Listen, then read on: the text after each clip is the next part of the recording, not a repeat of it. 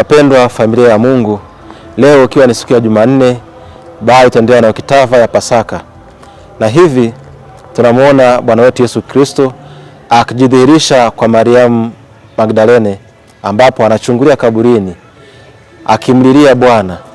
Na Mariamu Magdalene anakuja ni baada tu ya kupata hizo habari kwamba Bwana yumo kaburini. Na hivi kwa sababu ya upendo wake kwa Bwana ambaye alimtoa wale pepo 7, basi anaona japo hakuandaa mazishi yake, basi ni bora akampake mafuta ya marhamu angali kaburini.